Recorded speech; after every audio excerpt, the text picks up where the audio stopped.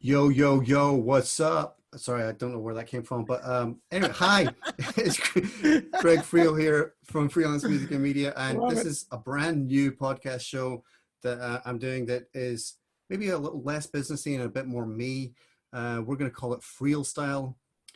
So bad, just everything's a terrible pun. And I'm joined here all the way from Sydney, Australia, with my new best friend, Darren from Suspended Animation. How you doing, sir?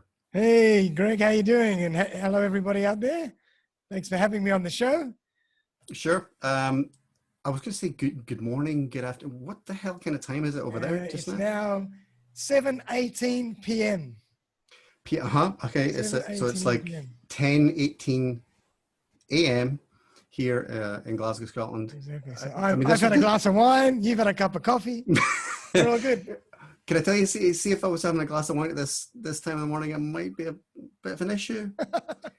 Yeah, but I mean, this is the third or fourth time we've been chatting. I can't remember. Yeah, absolutely. But the first time we got talking, the initial thing was, what time am I meant to be actually talking to him?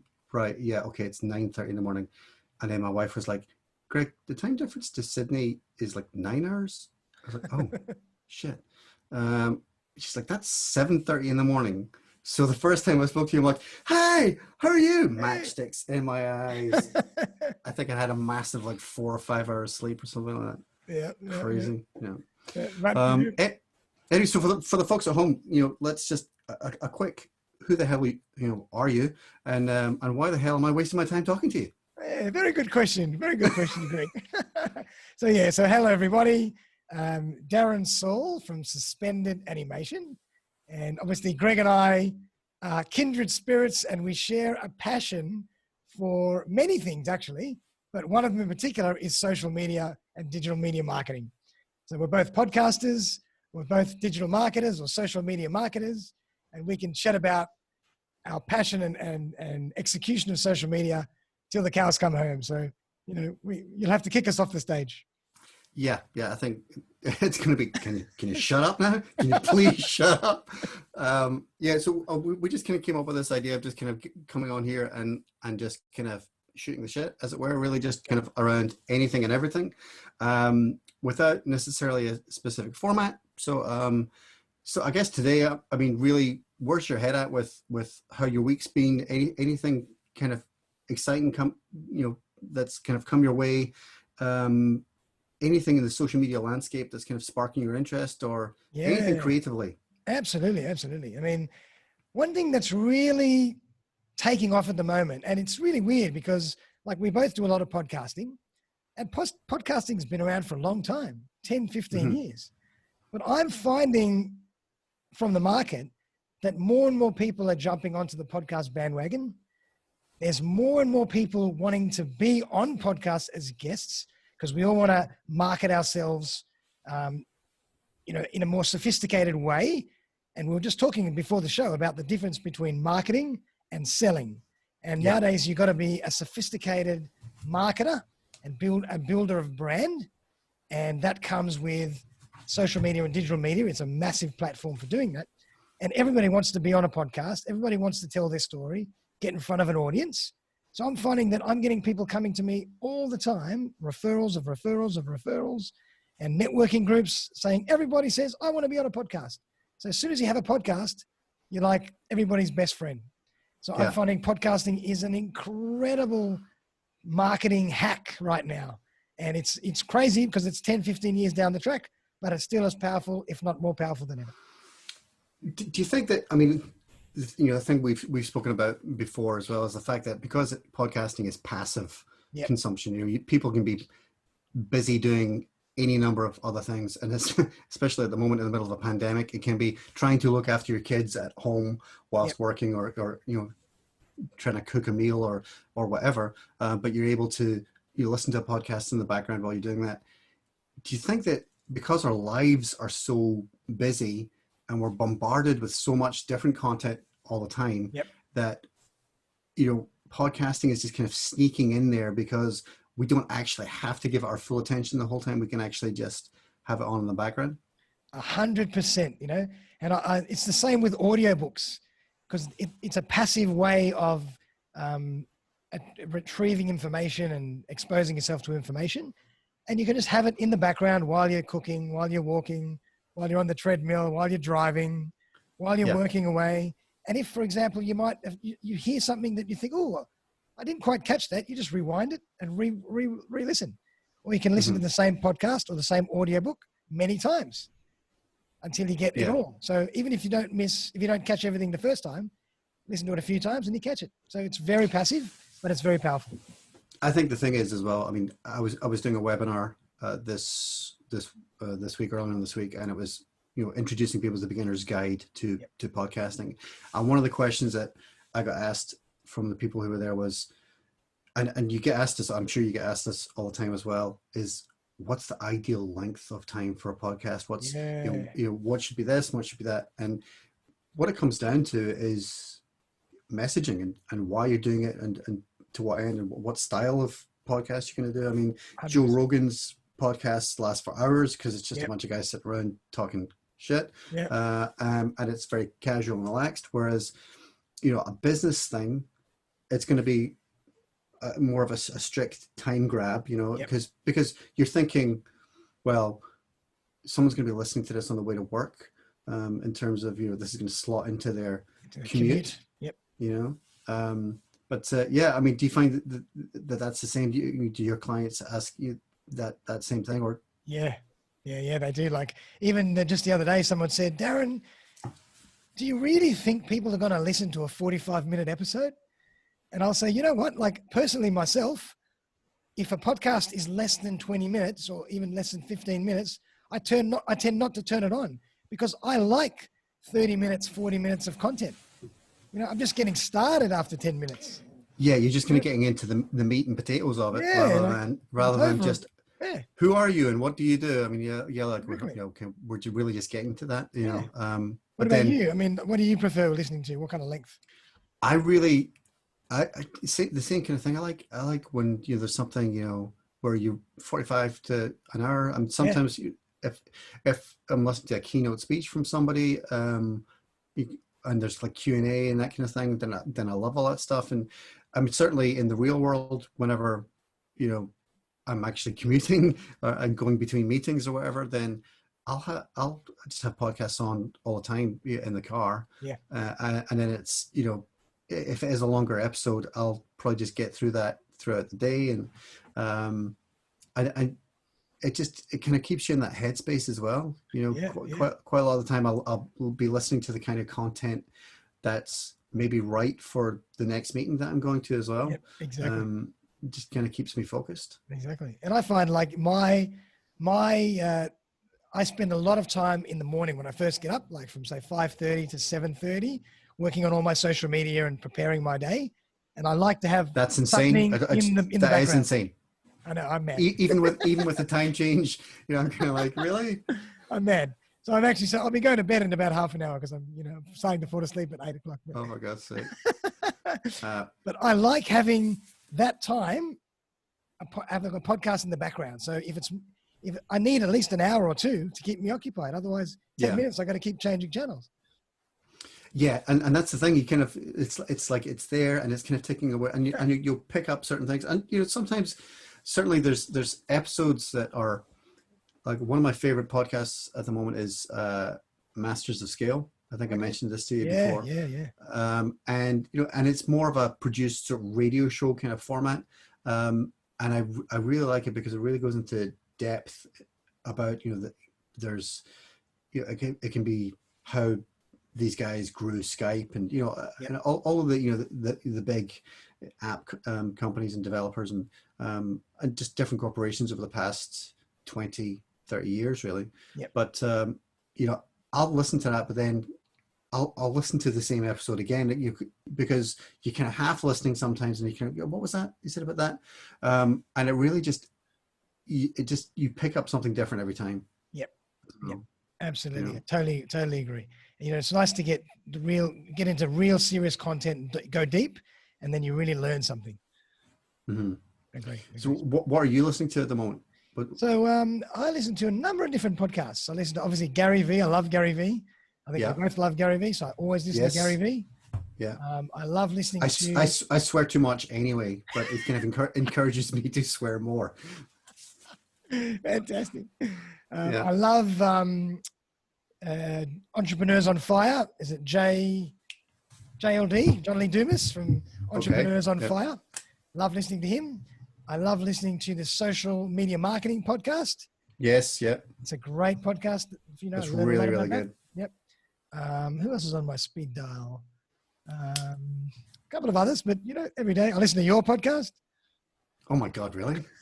Per you. Yeah, so lots of different stuff. Yeah. So, I mean, I think that's the thing. Because there's so much now, depending on your mood, you kind of like, I'm in the mood for something businessy, or I'm in the mood for something light. Exactly. You can really just kind of dip in and out of it. So what about the future of voice? Obviously, because Alexa skills and voice recognition software, it's obviously something that Gary Vee talks about a lot as well. Definitely. That if you're not there already, then you're going to be behind the curve. And how much search actually gets done now just by voice recognition. And I mean, I know that my stepdaughter's kids, that their everything is voice. They've got all of their iPads and their phones, and you're like, oh my God, they just use this all the time. And Alexa, and it's the normal for them. It is. It's crazy, And like, I haven't even dived into the research of what will become of voice and how it'll affect the marketing world, but it's definitely true that you have to be on voice at some point, and brand is going to be really important when you're on voice. So, build your brand now, and then however voice takes on a new form, or however voice enters our lives, we'll be able to utilize it because we have the brand to go on it. But if you don't have the brand, you're really going to be behind. Yeah. When voice starts. Yep. Yeah. I mean, and I think this is one of the things that, we hear about a lot, the future of, everybody wants to know what's the next big thing, exactly. Is it, VR and AR and that kind of thing. And certainly from the consumer perspective, that is nowhere near about to happen. There's a lot of things that people are like, yeah, this is really, really cool. And you're like, yeah, I can see where that would work in a B2B context or whatever, but we're not quite seeing people floating around, with Oculus on all the time. I mean, there's not that many people who are actually spending that much time in VR at this stage. No. And I think what really is really interesting is the psychology behind it. Like, a lot of people worry about which platform is taking off, what's the next technology, is it going to be voice, is it going to be VR, is it going to be something else, is it going to be hologram? But none of that really matters as much as you better have a brand. Yeah. If you have a brand, you can do anything on any platform, whatever comes along, you just jump on it with your brand. But if you don't have a brand to start with, it's all over. So for me, everything is about marketing and building your brand, and if there's 100%. Another, and that's all it is. Later on, something comes along, don't worry, we'll just adapt our brand to that new platform or that new technology. But that's the thing. Have a brand. But we were talking about this before, the whole idea of brand equity, that if you're specifically just doing one thing, and we're talking about a failure of brand in terms of certain people wanting to do things from the perspective of, if you do this and use the keywords to do with that particular subject, then you're going to show up in search, and you're like, well, that's just a failure of brand, whereas Absolutely. Google, what the hell does that mean? It's not actually saying anything, but now it's become synonymous with, Google that, Google this, I'll go on to Google for that. And you're like, So that's, the success of a brand just becoming, it becomes everyday life. It becomes a byword for actually an activity or actually doing something. Absolutely. And funny, like, I grew up more in the sales area, in the sales arena. And I learned sales and I studied sales, and I really started to only think about marketing in the last few years. But for me, it's such a powerful force. And I just enjoy marketing. I like selling. I like talking. I like selling. But I just love marketing because it's based on psychology, based on human interaction. It's strategic. It's so interesting. But it can be personal as well. I think this is the thing, you know, we were talking about before that whenever you hear people talking about, we're a digital marketing agency, I'm like, really? Because it sounds like all you're doing is construct these sales funnels. And that's sales funnels, which isn't marketing. No, not at all. And that, I find that annoying because it's kind of like, for me, marketing is all about being creative. Definitely. And that other thing is the opposite of that. That's a numbers game, and it kind of pisses me off because I'm kind of like, it's like you would give digital marketers a bad name, whereas the other side of things is no, it's value based. We want to actually get to the heart of who you are as a business, what you're actually offering that's going to be unique, and what are you doing that's going to be of value to your potential customers. 100%. And it's just, I get so annoyed. We do digital marketing. I'm like, we don't. You're one of these spam people. This is you're going to be on an email list forever, and every week just get these kind of. We've got a new. Oh, really? You've got a new thing that I'm not even vaguely interested in. It does get frustrating. And what I love about marketing is it's part science, part art, as you say. It's creative. You know, you're a musician. You're a very artistic guy. It allows you. Thank you. It allows you to... You didn't compliment me on my hair. I mean, really. You're a very artistic guy with great hair, man. I wish I had your hair. There we go. Right. I mean, I wish I had your hair.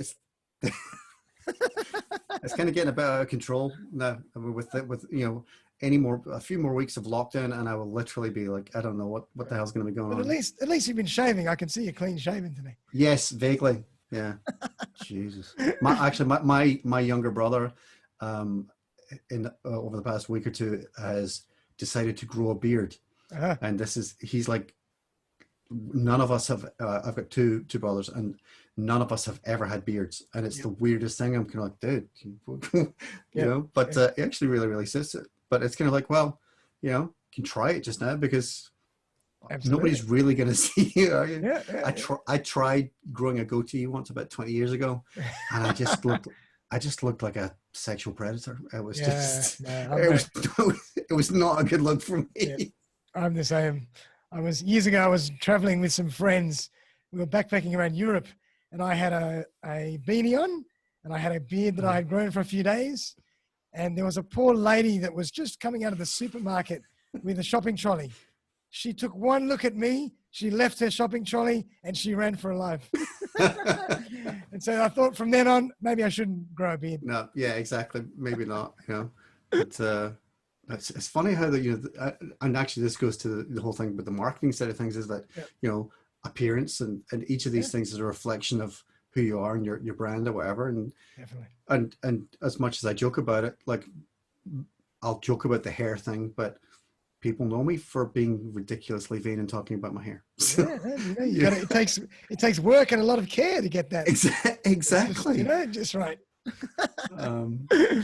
But you know, these are really quite interesting things from the point of view of perception of brands and identity as well. I was talking on a previous podcast with a brilliant lady, Kirsty Mack, and we were talking about identity and how, I mean, she's got very striking red hair, totally fake red hair, but that's her thing, and everybody knows her as that. And in the same way, people tend to know me as the guy with the highlights and, you know, sad 80s guy.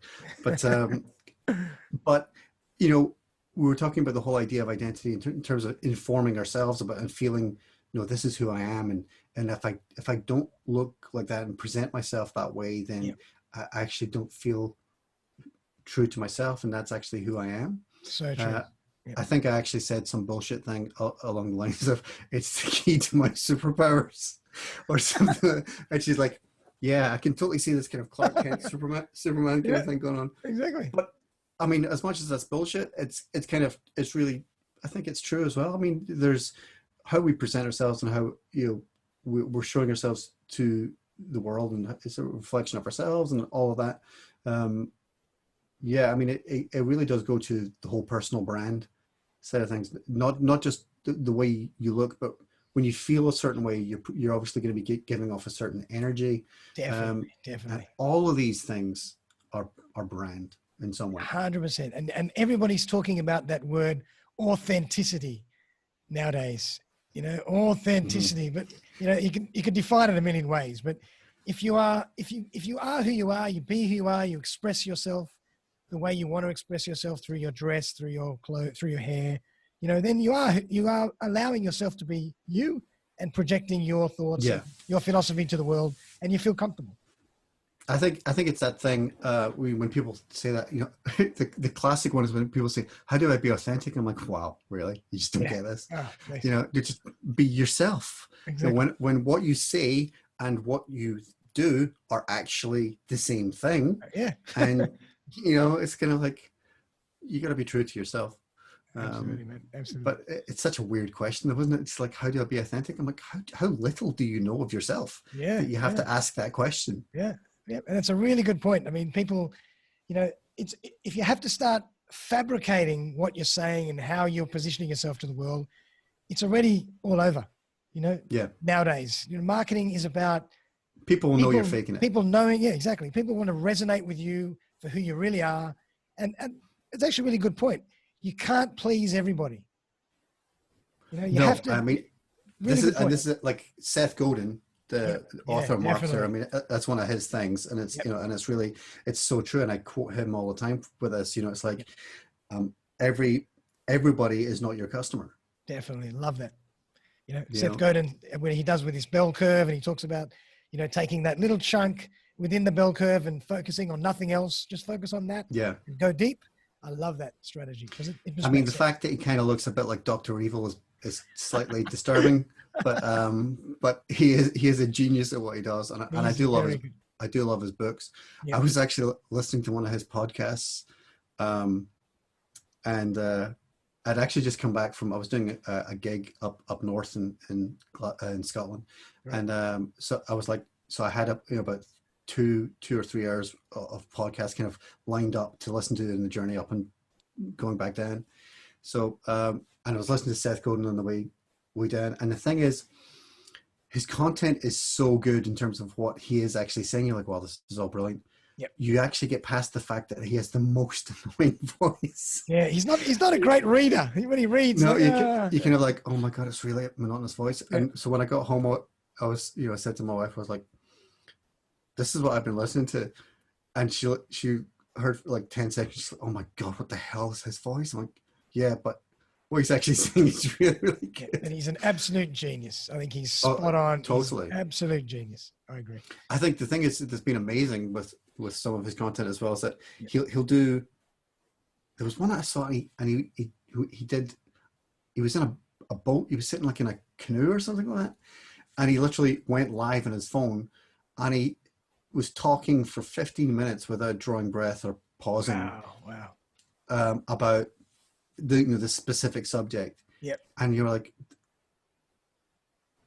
is that just there? I mean, it was just so articulate, so focused, and so on point. You're kind of like, surely he's got something just off to the side, because it was just so incredibly well thought out and detailed that maybe it's just something from one of his books that's just there, and it's always just forefront of his mind. But he's an incredibly sharp cookie, and I think especially with a lot of his books, there's always something different in each of them. Although it's marketing and it's brand and all these things, you're always looking at something from there's a little nugget that you can I haven't actually thought of it that way before. Definitely. I've got all his audio books here lined up, so you've inspired me to start reading them again. I'm reaching across to my bookshelf. Have you seen this book? Building a Story Brand. No, I haven't seen that book. No, good one. You will love it. All right. I just started it, and it's all about the key to being seen, heard, and understood. But I mean, it's branding and creating a story brand, but from the perspective of thinking of it in the hero's journey kind of structure in terms of like Yep. movie structure and all that side of things. Yep. And it's the stuff that you kind of like, yeah, I mean, we kind of know that anyway, but it's kind of like highlighting it. Yep. And it just comes down to everything's a story, beginning, middle, and an end, whether it's, whether it's a speech or whether it's a book, whether it's a song, whatever. It's just going to have that kind of structure. But this kind of really clearly, breaks it down in terms of, okay, you want your brand to be the hero of the story and take, the potential customer, on that journey through your story. And so then they buy into it and they really want to follow your brand along that journey. So yeah, I've just kind of started reading it, but I love the whole premise of it. And storytelling, I mean, that's where it's at, isn't it? Oh, absolutely. Nowadays, like everybody wants to know the who and the why behind the brand.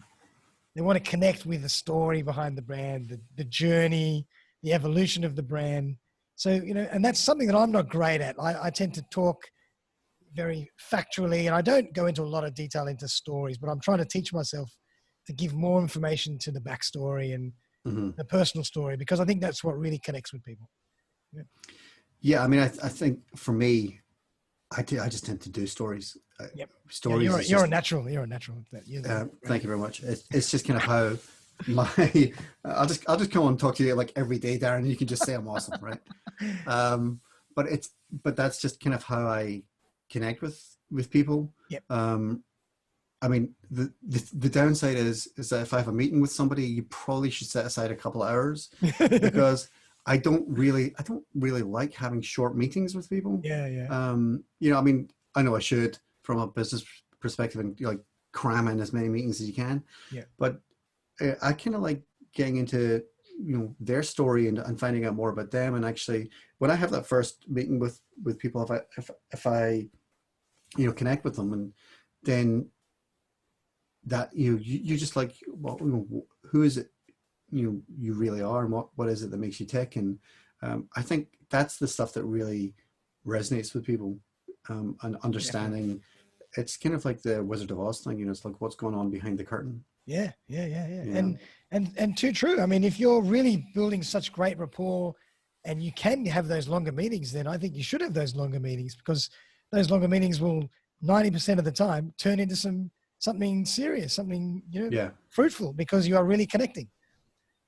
Exactly. I mean, and rather than kind of, you have that half an hour, 45 minutes. Say, we'll follow up next week. We'll follow up, and you have 10 follow-ups. Just do them all at once. Mm-hmm. Yeah. And really understanding, certainly there's been a few people who I've met in recent months, and even online as well, actually, just since all this craziness started. Don't tell your wife about that. Yeah.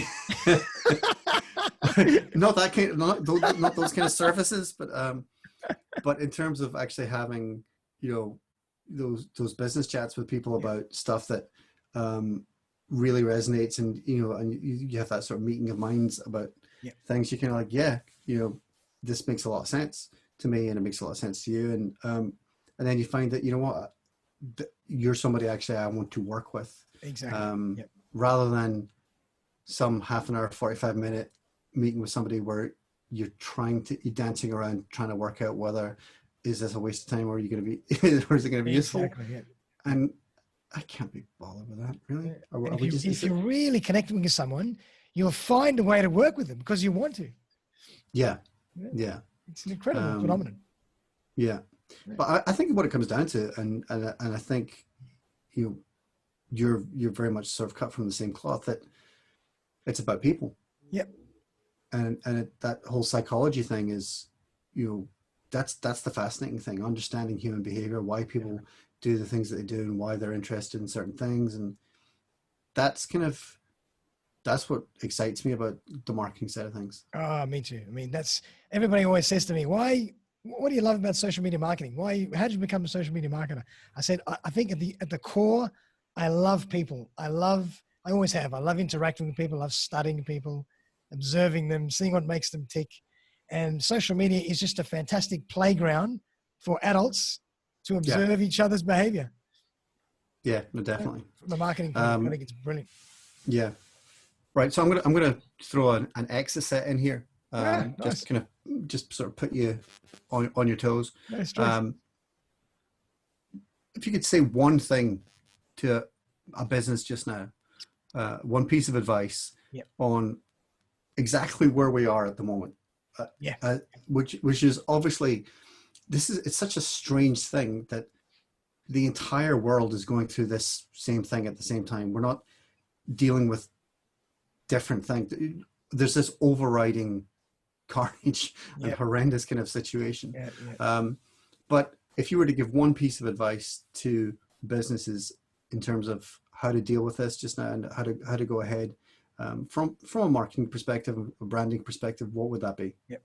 I would say two things. Be extremely engaged in your marketing activities, and when I say marketing, it doesn't have to be just social media marketing. Marketing comes in many forms, but social media marketing is a very important part of your marketing strategy, and you definitely need to do it. But be incredibly engaged in your marketing activities and be incredibly consistent. Because a lot of people jump in, they get excited about marketing for a week or two, for a month, and then they forget about it. Or when we come out of this, possibly, things start to get better in the next 2 or 3 months, they might let their marketing down a little and forget about it. So I think it's really important to start now, execute your marketing daily if you can, and continue that for as long as you can. Because, as we're talking about, everything about today is about brand, building your brand, and that's going to really, and if this period has taught us nothing, if this period has taught us anything, it's how important a brand is, because only the biggest brands can survive in a market like this. Yeah. So definitely. It's so important, I think. What about you? I think the thing is, I totally agree with everything you're saying there. I think an awful lot of businesses are scared to put themselves out there for fear of being judged. They're thinking, am I going to seem to be unfeeling or uncaring, like I'm just trying to make money, or as if they're maybe exploiting people at a difficult time. And I think people need to get past that. At the end of the day, the economy needs to continue, and people do need to make money. Businesses need to continue to not just survive, but thrive. But there's ways to do that can be helpful and of value to potential customers and existing customers at this stage, rather than just a sales advert. Absolutely, that's so true. And I don't think there's anything wrong with even potentially reducing your rates or your fees in times like this, because it's you want to help allow people to access what you can give. And doing that, it still gives people back something. They're learning from you. They're gaining expertise, and it's building your brand at the same time. So there's nothing wrong with that.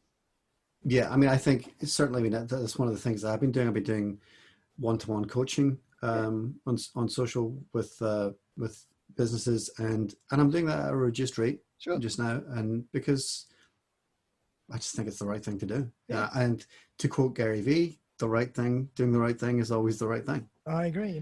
I agree.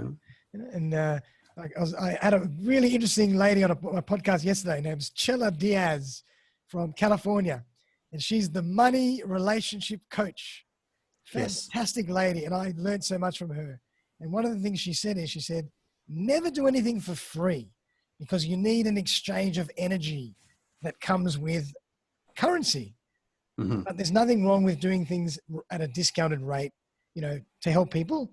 And that builds your brand accordingly. It even strengthens your brand, because you're willing to, be human and be empathetic to another person's position. So we could sit here and talk shit for We could, days. man. We could. It's really... but we should probably shut up at some point. So Eric, let's call it quits. But we're going to catch up again soon, and we're going to continue to bore the 10 people Yep. that are going to listen to us. Darren, it's good to talk to you. I'll talk to you soon. All right. Good on you. Thanks, Greg. Been a pleasure, man. All right. Take care. Bye. Yeah.